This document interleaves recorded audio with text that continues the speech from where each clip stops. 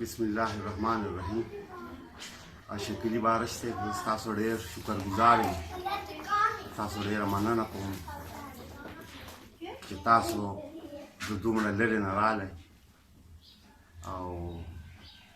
دومره قیمتي وخت مو زموږ لپاره ویستو.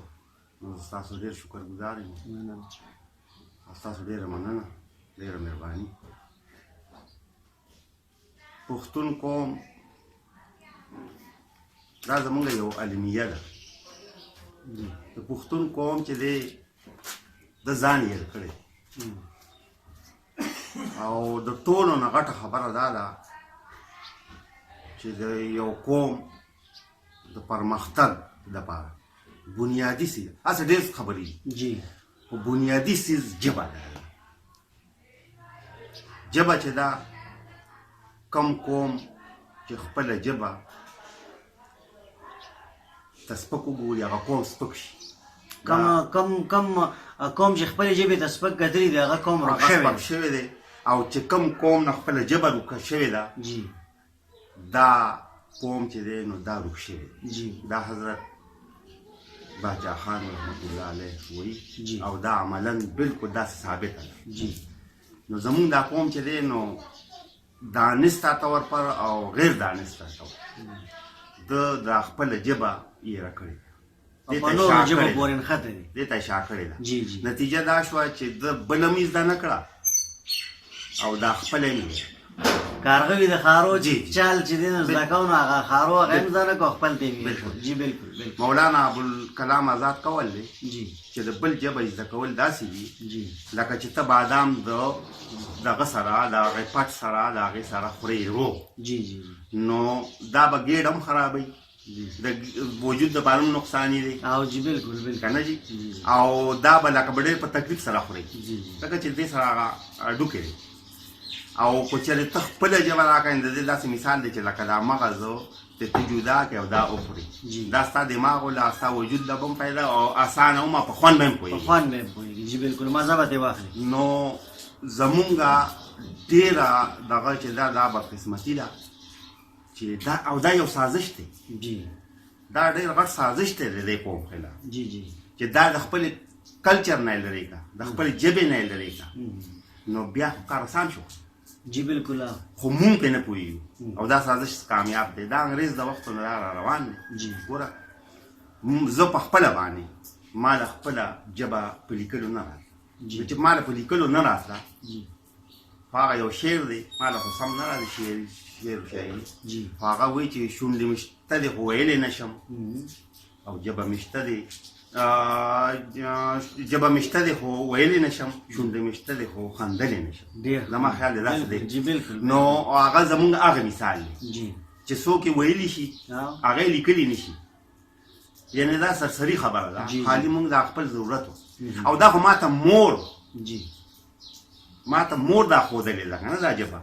زما پکې څه کمال ما ته د هغې ښودلې ده هغسې بس ما له راځي نور زه دا لیکلې نه شم. د حکمرانانو په دې کې زما دپاره څه دغه دی زه هم چې دا بنیادي طور تر 10مه پورې کم از کم چې دا په پښتو کې را تعلیم شي د هر قوم د خپله ژبه شي او مونږ یو قوم یو بېشکه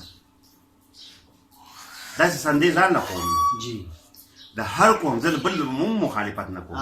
زه وایم چې په بنیادي خپله ژبه کې چې د کوم سړي کومه مورنۍ ژبه ده هغه ته دا بنیادي نه دا ترقی تر میټریکه پورې هغې له تعلیم په خپله ژبه کې ورکول کېږي کم از کم دا ضروري دی.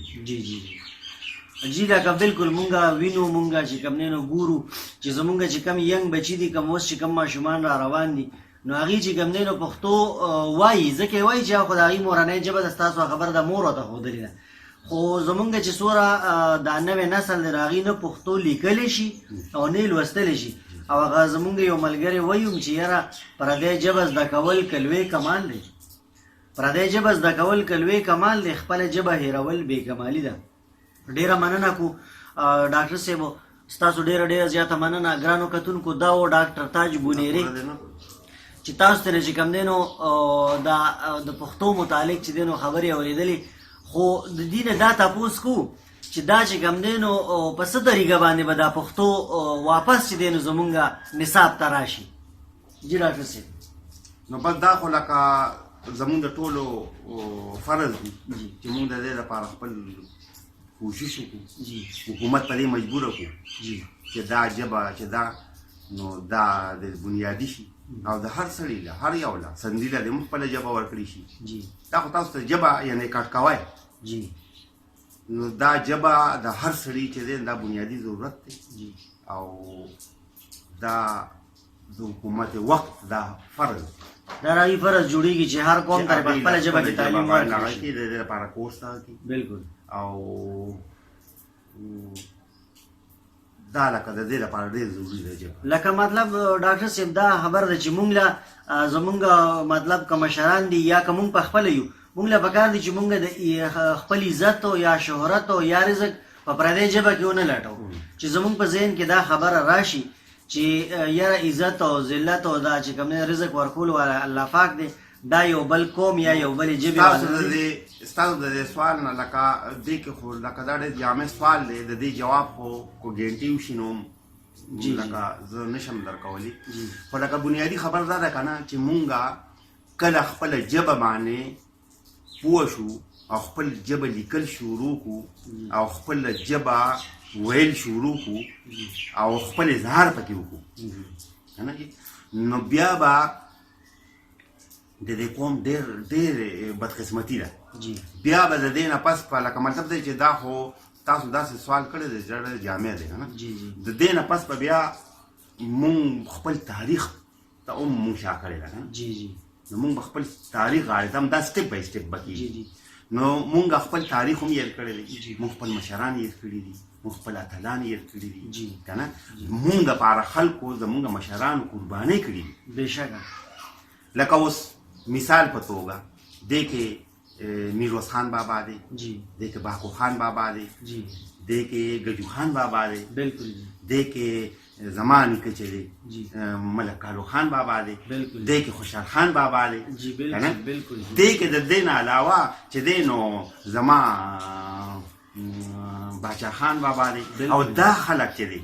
دا چې کوم ما نومونه واغسته دي که ډېر پاتې هم دي دریا خان بابا دی ایمل خان بابا دی بالکل پیر روحان بابا دی نو دا خلک چې دی که نه نو مونږ د دین اوسه خبره یو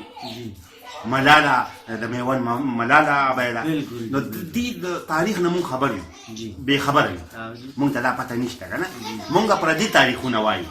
چې پلاني په پلاني ځای کې دا چې زمونږ د مشرانو چې کومې قربانۍ کړي دي هغه چې په یو ځای کې د دې مثالونه نه میلاویږي نو مونږ دا خپل مشران نه پېژنو او کوم قوم ته چې خپله ماضي مخې ته پرته وي نه په مخ کې تللی شي او هغه ژوندی پاتې کېدی شي نه چې بلکې هغه په مخ کې تللی شي او مونږ خپله ماضي چې دی نو ستاسو مطلب چې مونږ خپله ماضي هېره کړې ده مونږ ته خپل تاریخ نه دی یادو بل مونږ د خپل مشران چې هېر کړو نو مونږ خپل ځان هېر کړو مونږ ته د خپل مشرانو پته نشته مونږ ته د خپلو کومو خلکو د بل کپره یې ماته کړې ده زمونږ دپاره خپله کپره یې ماته کړې ده هغه خلک مونږ هېر کړی چا چې مطلب د پښتون قوم دپاره خپل ژوند وقف کړی دی ورپسې او اوس د اوسنو حالاتو کې لکه دا زه سیاسي خبرې نه کوم لکه داسې مشران شته داسې مشران وو که نه زما یاد شي زما دور عمر نه دی خو زما یاد شي چې داسې مشران وو چې اوس ټوله دنیا یو پلوه او زه به دا یو خبره وکړم خو دا قطعا زه سیاسي نه کوم چې په ټوله دنیا یو پلو او دوه باباګان بل پلو یو حضرت باچا خان رحمت الله علیه یو د هغه زوی ولی خان رحمت الله دا دواړه یو پلو دا ټوله دنیا بل پل هغې به یو نن هغه خبره ثابت شوې چې هغې ټیک کړي او د دې لپاره باچا خان په ویلچیر باندې د خپل یعنې آخري دمه پورې د دې پښتون دپاره کوشش کړی دی د دې لپاره منډه وهلې ده د